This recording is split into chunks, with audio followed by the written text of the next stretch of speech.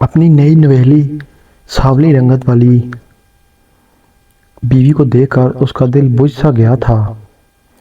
وہ دل کو مو لینے والی بیوی چاہتا تھا، مگر اس کی دلہن میں تو ایسی کوئی کشش ہی نہ تھی۔ اس کے اندر سرد جنگ کا سلسلہ جاری تھا، فمہا جیسے معاف ہو چکا تھا۔ کتابوں کی ترتیب کے بعد پھر عمر زلیخا کی طرف پلٹا اور بولا، دیکھیں میں کتابی کیڑا ہوں، آپ کے لیے ایک کتاب کا انتخاب کیا ہے۔ تحفۃ العروس، یہ صنفر نازک کے موضوع پر پہلی جامع اور دلکش کتاب ہے۔ امید ہے آپ اس سے بھرپور فائدہ اٹھائیں گی۔ انشاءاللہ زلیخا جوکی اور دھیمے لہجے میں صرف جی بول پائی۔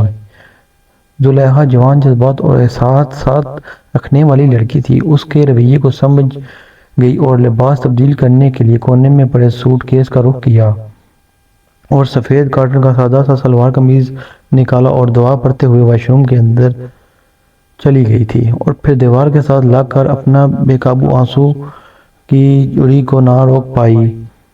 خوب آنسو بہا کر شاور لیا اور باہر نکلنے سے پہلے چاروں طرف دوپٹہ لپیٹ کر ماتھے پر ہلکا سا گھونگھٹ نکال لیا۔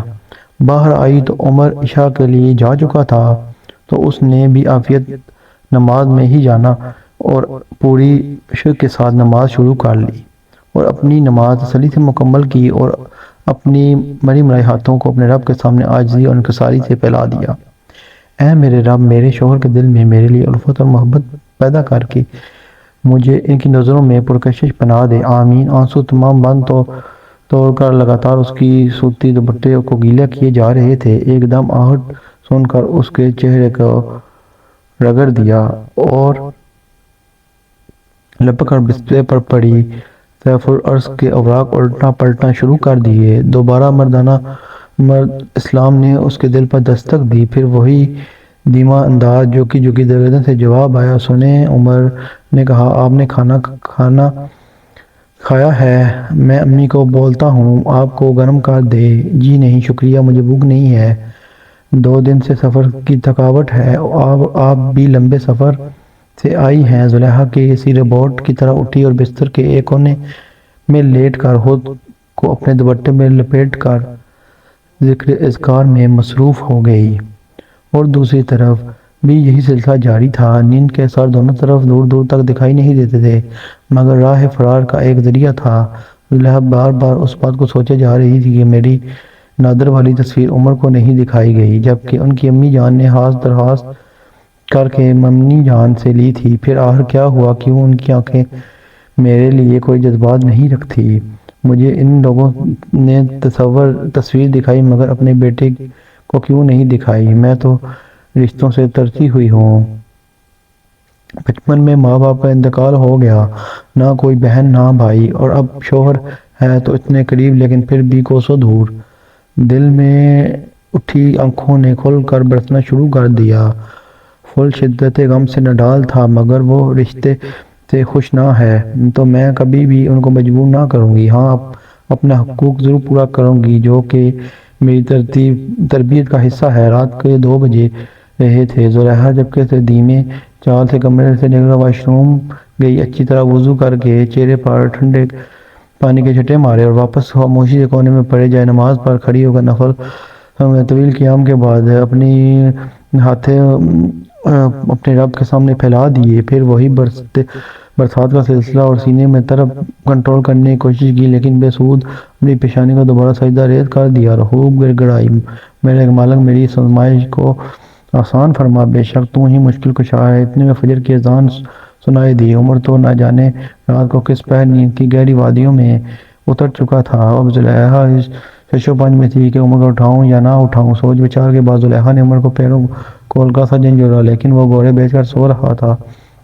آخر تیسری کوشش پر ہڑبڑا کر اٹھا، آنکھیں ملی تو دیکھا زلیخا بولی، آپ کو فجر کی نماز نکل جائے گی۔ عمر دل ہی دل میں خوش ہوا کہ چلو محترمہ، نماز کی تو پابند ہے۔ فوراً اٹھا کھڑا ہوا اور اٹھ کر مسجد کی طرف چل دیا۔ زلیخا نے فجر کی نماز ادا کی اور قرآن کی تلاوت شروع کر دی۔ زلیخا کی آواز نے عمر کو دروازے کے باہر کھڑے ہو کر سننے پر مجبور کر دیا۔ اتنی خوبصورت آواز اور شیریں لہجہ اس نے آج تک نہ سنا تھا۔ وہ دل ہی دل میں میں دے گیا۔ عمر کمرے میں داخل ہوا۔ بابا نے آواز دی، جی بابا جان فرمائے۔ وہ بیٹا مجھے لگتا ہے کہ ہمیں اتوار کا ولیمہ ملتوی کرنا پڑے گا، سب خیریت ہے نا؟ بابا جان تھوڑی دیر تمہاری پھپھو کا فون آیا تھا، تمہاری پھپھو کافی بیمار ہے، اس لیے مجھے کھانے جانا ہے، جیسے آپ بہتر سمجھیں۔ جی بصرت کے ساتھ میرا بہت اچھا وقت گزر رہا ہے، زندگی اور موت کا کوئی بھروسہ نہیں، اس لیے میرا جانا بنتا ہے۔ پر عمر کی ماں یہ نئی دلہن اکیلی ہے، اس کو گھر کو کسی چیز کا پتہ نہیں۔ بابا بولے، عمر کی ماں پھر سے سوچ لو۔ ارے آپ گھبراتے کیوں ہیں میرے عمر نے زلیخا کا خیال رکھنے کے لیے یہ سن کر ایک دم زلیخا دل میں ایک ہنسی اٹھی اور چند سیکنڈ میں امی اور زلیخا کچن میں جا چکی تھی۔ بابا بولے، ہماری غیر موجودگی میں تم بہو کا خیال رکھنا ہے، اس بچی نے یتیمی کی زندگی گزاری ہے۔ بابا آپ گھبرائیں نہیں، شکایت کا موقع نہیں دوں گا، تھوڑی دیر باہر لے جانے ایک چکر مری کا لگا لینا۔ سوچو میں گم عمر جی ہی بول پایا، اچھا بیٹا ہم ابھی ناشتے کے بعد نکلیں گے۔ عمر دوبارہ سو لینے کے لیے ہر تول گیا اور سو گیا۔ جب اس کی آنکھ کھلی زلیخا موجود نہیں تھی، اس نے صحن میں دیکھا، وہ صحن میں عمر کپڑے خشک کرنے کے لیے لٹکا رہی تھی۔ عمر نے کہا، چھوڑو اب یہ سب کام، کھانا لے کر آتا ہوں پھر ہم کھاتے ہیں۔ زلیخا نے کہا، میں نے کھانا بنا لیا ہے۔ عمر نے دل میں سوچا، کیا ہوا، رنگ سانولا ہے تو